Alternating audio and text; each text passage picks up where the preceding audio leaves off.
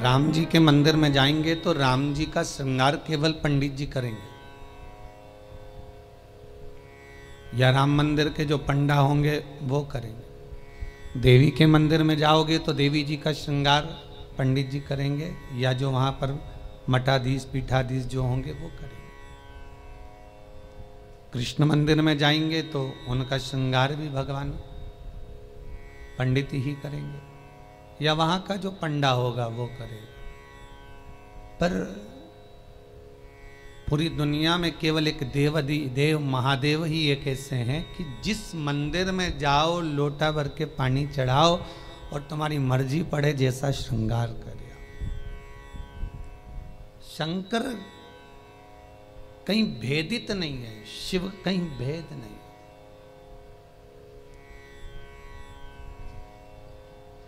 और बड़ी एकाग्रता, बड़ा चिंतन, बड़ा मनन शिव का।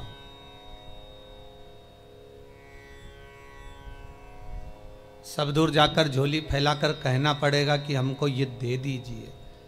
शंकर के पास जाकर झोली फैलाकर कहना नहीं पड़ेगा कि हमको दे दीजिए। केवल अगर आप शंकर के चरणारविंद तक पहुँचे हो या शिव महापुराण तक कभी भूल से भी आप पहुँच गए हो तो ये आप आने वाले नहीं हो, आपकी सामर्थ्यता नहीं है कि आप शंकर के करीब पहुँच जाएं, शिव महापुराण तक पहुँच जाएं। ये तो स्वयं शंकर को कोई करुणा करना होगी, शंकर को कोई दया करना होगी, कुछ कृपा करना होगा। इसलिए बाबा ने आपको बुला लिया, बाबा ने आपको दर्शन दे दिया। वो शिव पर से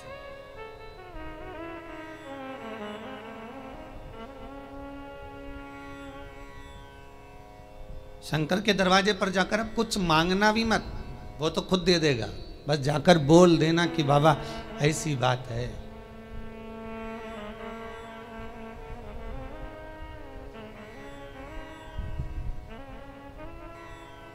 कल इंदौर से एक भैया आए थे, उन्होंने माइक लेकर बोला था, ध्यान होगा कि उन्होंने माइक लेकर उसको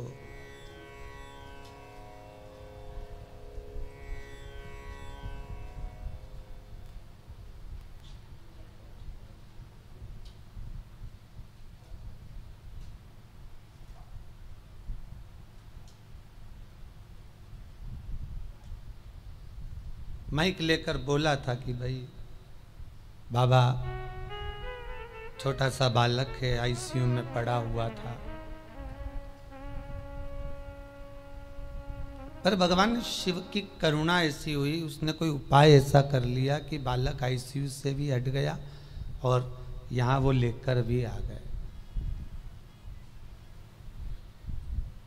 आपकी उपासना, आपका भजन, आपका कीर्तन, आपका नाम जाप, आपका स्मरण कभी खाली नहीं जाता, कभी नहीं। वो भक्ति के एक पन्ने पर लिखा हुआ है।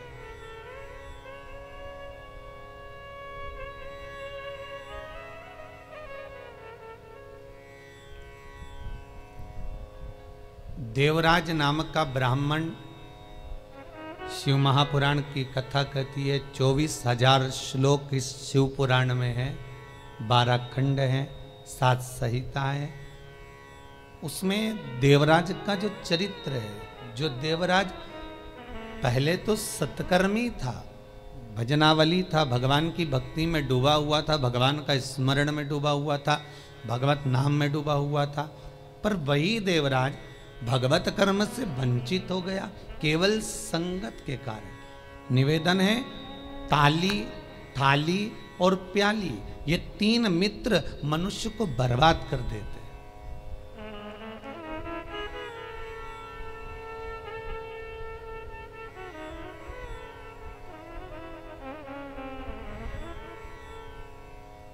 एक प्रशंसा करने वालों से दूर रहना, बहुत जल्दी बर्बाद करेंगे ये महाराज।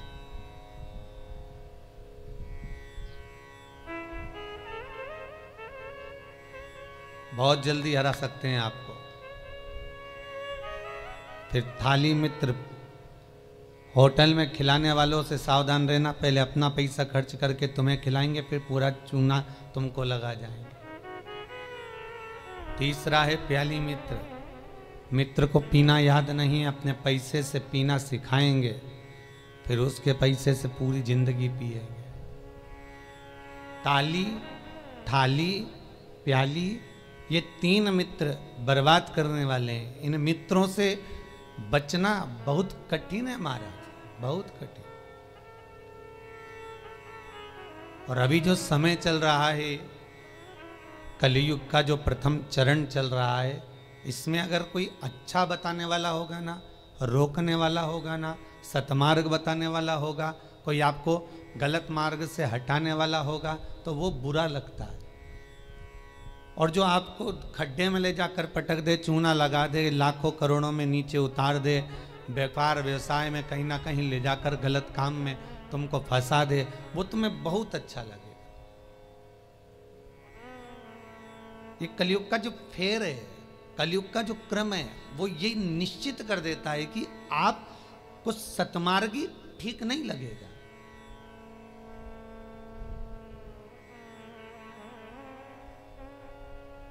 इस व्यासपीठ से कितने उपाय बताए जाते हैं, हर चीज का उपाय है और लोग कर भी रहे हैं और फायदा भी है, पर उस उपाय को कई लोग ऐसे हैं कि करते ही नहीं है। फिर किसी ज्योतिषाचार्य के पास पहुंचे, फिर किसी कहीं जाकर पूछ लिया, कहीं बाबा जोगी आ रहे होंगे उनके पास पहुंच गए, किसी का सिर घूम रहा होगा, माँ गेहूँ दाना लेके पहुंच गए, कहीं नारियल लेके पहुंच गए, फिर उनसे जाकर पूछेंगे, बताओ माताजी, बताओ पिताजी, हमको ये हो गया, हमको वो हो गया, और माताजी पिताजी बस तुमसे धन लूट सकते हैं। बताएं क्या? जो शिव है नजदीक में, जो शंकर है करीब में, जो शिव विराजमान है तुम्हारे भीतर, स्वयं जिसकी आराधना राम कर रहे हैं, जिसकी आराधना कृष्ण कर रहे हैं, जिसकी आराधना देवी कर रही है, दत्त कर रहे हैं, और सारे मंडल, नवग्रह, 16 मातृका, पंचलोकपाल, जितने भी देव हैं, 33 कोटि देवता जिसकी आराधना कर रहे हैं, वो शंकर की आराधना करने में अपना क्या जाता है?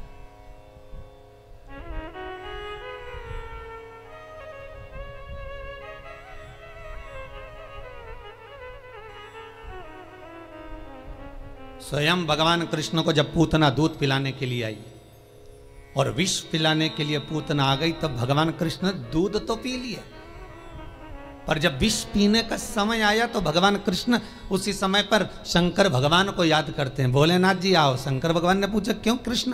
कन्हैया जी कहते हैं दूध तो मैं पी सकता हूं, पर विष पीना मेरी सामर्थ्यता नहीं है, इसलिए आप मेरे गले में आकर बैठ जाओ। भगवान शंकर भगवान कृष्ण के गले में आकर बैठ गए और सारा विष पूतना का पी गए। स्तनों का जो विष था जब शंकर भगवान पिए तो शंकर भगवान को भी चक्कर आ गए। चक्कर आकर नीचे की ओर भगवान गिरे। तब भगवान कृष्ण को लगा करूं क्या? भगवान ने एड़ी का प्रहार करा और मानसी गंगा को प्रकट करा। गंगा का जल शंकर भगवान पर चढ़ाया, तब जाकर भगवान शिव के चक्कर मिटे। इसलिए आज भी उस मंदिर का नाम चकलेश्वर महादेव है।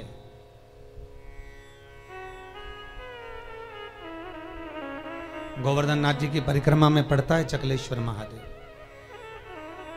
भगवान को स्वयं चक्कर आ गए। इतना विषैला विष, इतना प्रबल विष शिव धारण करे तो क्या? कृष्ण, राम, दत्त जितने भी हैं सब भगवान शंकर से ही ले सकते हैं, शिव से।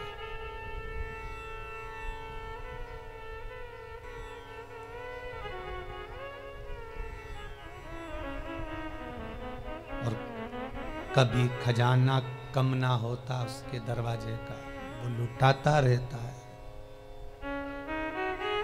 अंबारियों में लुटाया उसने।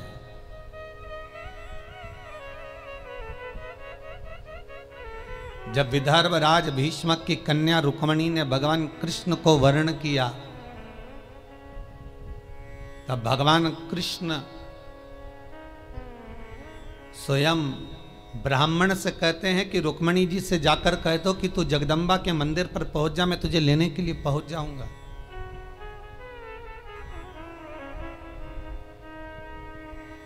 क्योंकि भगवान कृष्ण जानते हैं एक शंकर का मंदिर और एक देवी का मंदिर, ये दो मंदिर के दरवाजे कभी बंद नहीं होते, कभी बंद नहीं। देवी मां है, मां अगर रात को भी सो रही है और बच्चे की आहट सुनाई दे जाए तो मां जाग जाती है। माता का दरबार, माता का मंदिर कभी बंद नहीं होता। हाँ, माता जी का श्रृंगार वगैरह थोड़ा बहुत करना हो तो भले थोड़ी देर बंद कर दे, पर माता का मंदिर बंद नहीं होता। कभी जाना वैष्णो देवी, रात भर दर्शन चलते हैं। कभी जाना देवास की टेकरी, रात भर दर्शन चलते हैं। कभी जाना मैयर, कभी बिजासन। तुम जितने देवी के मंदिर में जाओगे, चाहे मनसा जाओ, कामाख्या जाओ, चाहे चिंतपूर्णी, नैना, ज्वाला, सारे मंदिरों में रात भर दर्शन होते हैं। क्यों? क्योंकि माँ अपने बच्चों को जागता हुआ देखती है तो माँ सो नहीं सकती। एक जगदम्बा और एक शंकर। शंकर का मंदिर भी कभी बंद, हाँ ये चोरों से बचाने के लिए भले मंदिर में ताला लगा दिया जाए, पर शिव का मंदिर भी बंद नहीं होता। तो शंकर का मंदिर क्यों नहीं बंद होता? तो शंकर भगवान की कथा कहती है क्योंकि शंकर शमशान में निवास करते हैं। शमशान का गेट काहे को बंद करेंगे? वहां कौन आ रहा है? वहां तो कभी भी आ सकते।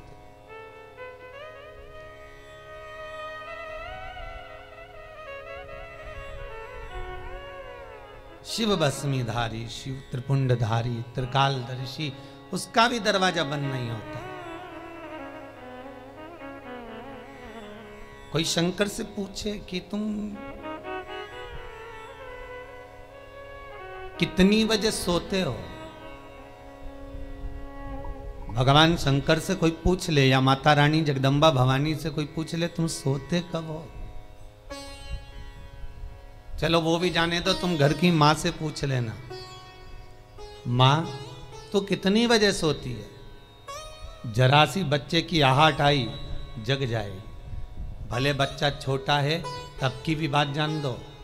बच्चा अगर बड़ा भी हो गया ना, कॉलेज भी पढ़ रहा है, खूब अच्छी नौकरी वोकरी भी करने की तैयारी कर रहा हो या नौकरी कर भी रहा हो ना, तो भी माता का हृदय माता का होता है।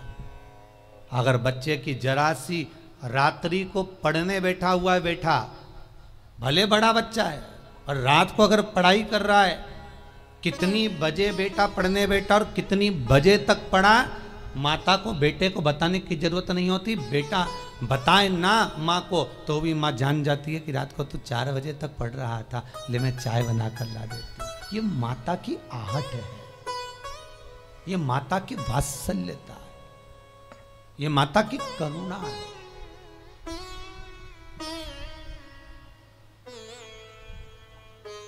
और बेटे का यदि मुख उतरा हुआ हो तो माँ जान जाती है कि आज कोई बात है, पूछेगी क्या हुआ? कुछ नहीं, कुछ तो है। अगर बच्चा उस दिन नहीं बताएगा तो 2 दिन बाद मालूम पड़ जाएगा, पर माता को मालूम पड़ेगा। मेरी माँ जगतजननी जगदम्बा दुर्गा भवानी से कोई पूछे कि तुम सोती कब हो, कोई शंकर त्रिकालदर्शी कैलाशी अविनाशी से पूछे तुम सोते कब हो, तुम विश्राम कब करते हो, तुम्हें निंद्रा कब आती है। भगवान ब्रह्मा को एक क्षण की निंद्रा आई और वेद हाथ से खसक गए। हयग्रीवा ने वेद ले लिए, तब भगवान तुरंत पधार कर वेद ला कर दिए।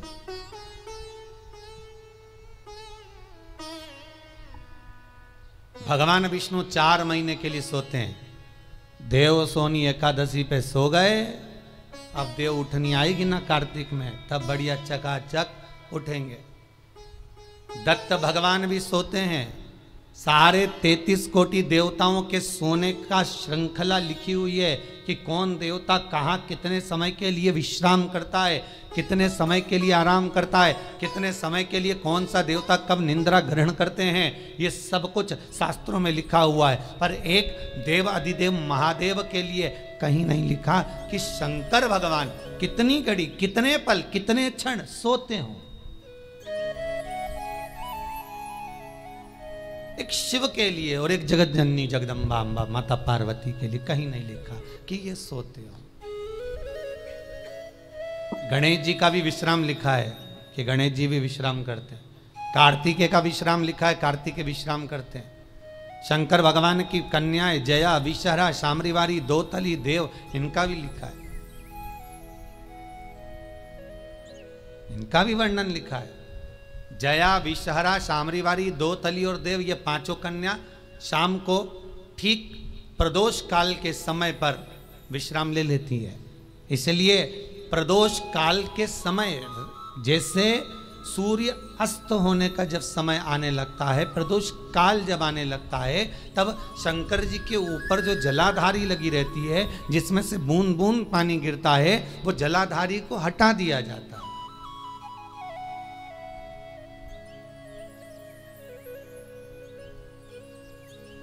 पर भारत की भूमि पर 4 मंदिर ऐसे हैं जहां पर जलाधारी नहीं हटती है, जहां पर निरंतर जलाधारी में से जल गिरता है, निरंतर।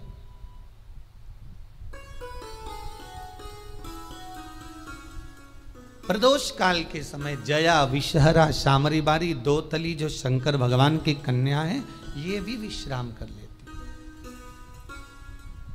अशोक सुंदरी, शिव की पुत्री, ये भी विश्राम कर लेती। पर अगर विश्राम नहीं करते तो शिव, किसी ने पूछा सारी दुनिया आराम करती है, आप विश्राम करते हो, क्या मतलब है ये? शंकर भगवान कहते हैं मेरे कंठ पर भरा है विष, दिन भर लेता हूं राम का नाम, दोनों को मिला दो तो हो गया विश्राम। शिव विश्राम भी कर रहे हैं तो वो वाला विश्राम नहीं कि कहीं पलंग पर, कहीं सैया पर, कहीं जाकर सो गए, आराम कर लिया, या तकिया लगाकर सो गए। भगवान राम का दर्शन करोगे तो सोते हुए दर्शन मिल जाएगा, कृष्ण का करोगे तो सो रहे हैं, रुक्मणी जी चरण दबारी, श्री जी बाबा का करोगे तो ठाकुर जी सो रहे हैं, श्रीमद वल्लभाचार्य जी चादर उड़ा रहे हैं, सारे देवताओं का दर्शन करोगे आपको तो मिल जाएगा। पर शंकर का सोता हुआ फोटो कहीं मिल जाए आपको कि वो विश्राम कर रहे हैं और कोई उनके चरण दबा रहा हो या कोई उनका चरण डोला रहा हो, तो वो बहुत कठिन।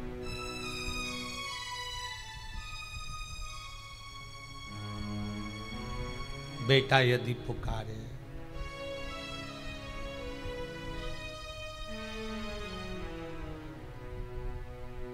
एक वो पहले एक भजन चलता था, वो बेटा जो पुकारे माँ को आना चाहिए, ऐसा कुछ था उसमें। बेटा जो बुलाए माँ को आना चाहिए।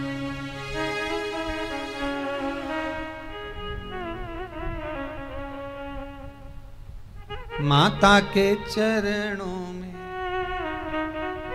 शीश नवाना चाहिए, बेटा जो बुलाए माँ को आना चाहिए। वो बुलाए,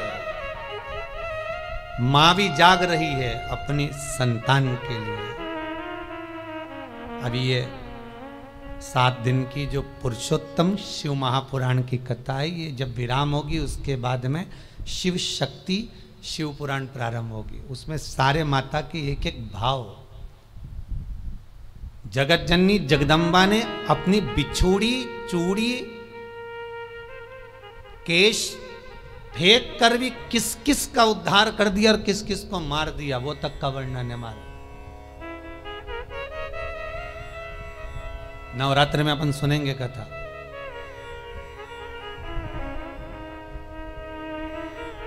विश्रामता नहीं है भगवान की। एक बार शंकर भगवान माता पार्वती को लेकर पहुंच गए सुंदर आनंद में, अमर गुफा में।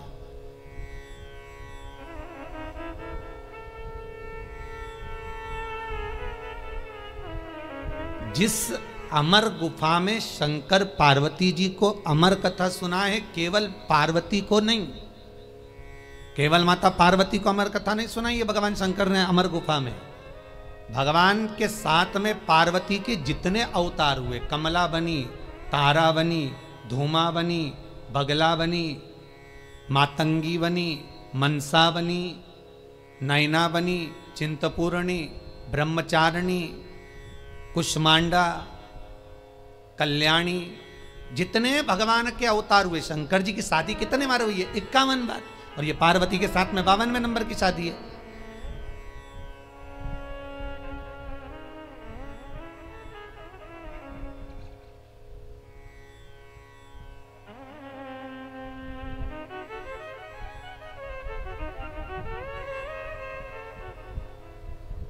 कई बार ये भगवान की शादियों के पीछे भी झगड़ा होने लगता है, भाई लोग उसमें भी झगड़ लेते। ये गांव में एक पंडित जी कथा करने आए, उन्होंने सुंदर महाभारत सुना दी, सुनाई तो उसमें सब अच्छा अच्छा सुना दिया, द्रौपदी का चरित्र भी कह दिया, 5 पति थे, ऐसा था वैसा था। इतने में पंडित जी जाने लगे कि आज महाभारत समापन हो गई, चलो सब दूर से दक्षिणा इकट्ठी कर लाऊं, जजमान के घर जाऊं। पटेल साहब क्या गए, पटेल साहब राम राम। पटेल साहब बोले सीताराम जी। आओ पंडित जी बैठो। अब पंडित जी तो बैठ गए, खटिया लगा दी, पटलन गोबर से लीप रही थी, पटेल साहब बैठे थे, हुक्का धुन रहे थे। हुक्का धुनते धुनते बोले, पंडित जी तुमने कई कथा सुनाई महाराज, हमारा मन चोखा कर दिया, हमारा मन चोखा कर दिया, पर जय कथा तुम पहले सुना देते ना, तुम्हारी जिंदगी संवर जाती। तो पंडित जी ने हाथ जोड़ के कहा, पटेल साहब ऐसा क्या कथा में से ले लिया तुमने? अरे पंडित जी, जैसे वो युधिष्ठिर, अर्जुन, नकुल, सहदेव, भीम सब जुआ खेल रहे थे, ने हार गए, उनके पास हारने का कुछ नहीं था, तो उन्होंने अपनी पत्नी के लगा दिया। मैं भी एक बार हार रहा था, मेरे को क्या मालूम था, ने पटलन के लगा दिया था।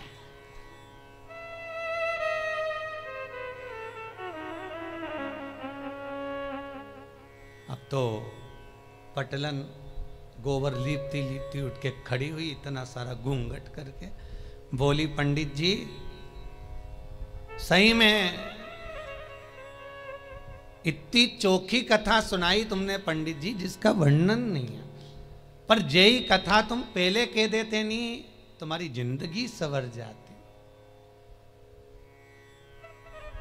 द्रौपदी के 5 पति जैसी मैं भी करके लिया था। अब तो पंडित जी ने तो झोला बिस्तर सब बंद करके जाने लगे, दक्षिणा जाए चूल्हा, अपन तो चलो, यह तो दंगा महाभारत चालू हो गया। तो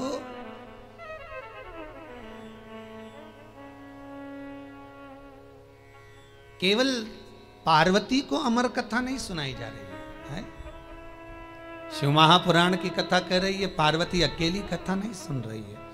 पहले जितने भगवान शंकर के साथ में पार्वती के अवतार हुए हैं, जन्म हुए हैं, हर जन्म में पार्वती शिव के साथ अमर गुफा में कथा श्रवण करने के लिए गई। हर अवतार में, चाहे उमा हो, महेश हो, हर अवतार।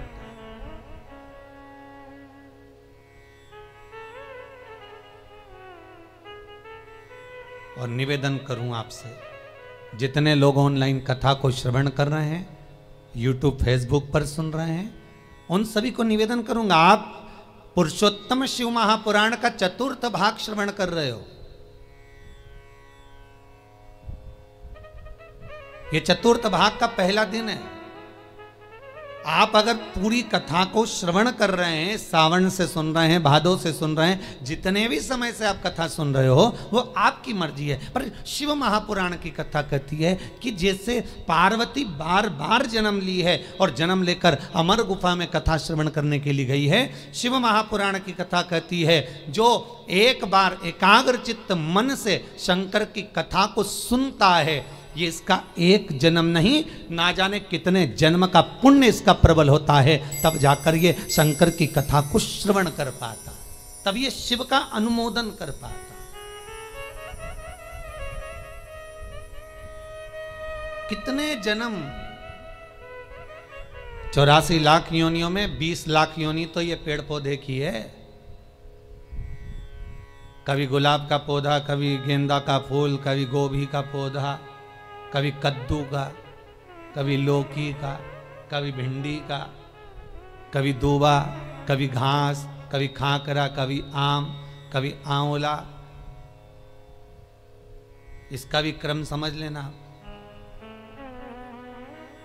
छोटे से छोटे नल्ली के पास में बने हुए कीट से लेकर आंवले का वृक्ष, बड़ का वृक्ष, पीपल का वृक्ष, जब तक पहुंचते हैं समझ लो कई योनियां तो हमने काट चुके हैं। ये आंवले का पौधा देखो, कहीं तुलसी का पौधा देखो, कहीं बड़ का पौधा देखो, तो समझ लेना इनकी 20 लाख योनियों में से कम 18 लाख योनि ये काट लिए, तब जाकर ये पीपल और बड़ और आंवला बने।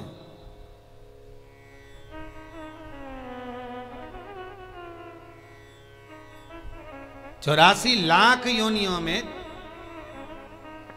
40 लाख योनियां तो यही निकल गई पेड़ पौधा में बची हैं। तो ये सब कीट पतंगा मच्छर कीट यही सब।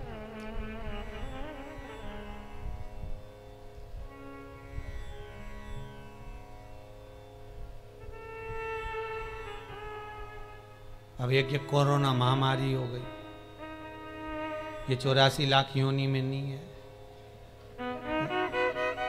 ये कहीं अलग से ही आ गई। ये जो जीव जंतु है,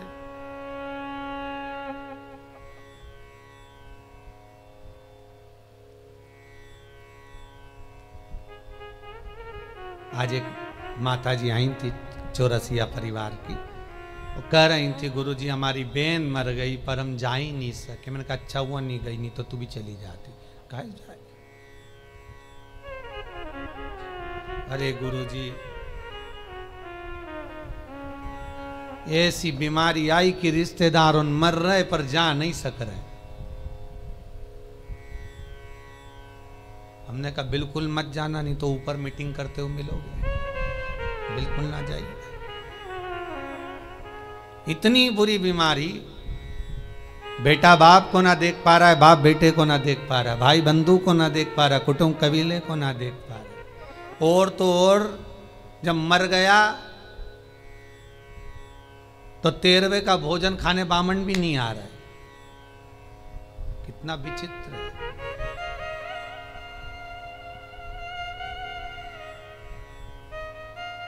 सोचा 12वें का भोजन करा दे, ब्राह्मणों को बुला ले, ब्राह्मणों ने पूछ ले भैया ये बताओ कैसे निपटा, तो के कोरोना में, तो के भैया रहने दे तू तो ज्यादा। बड़ी विचित्र बीमारी।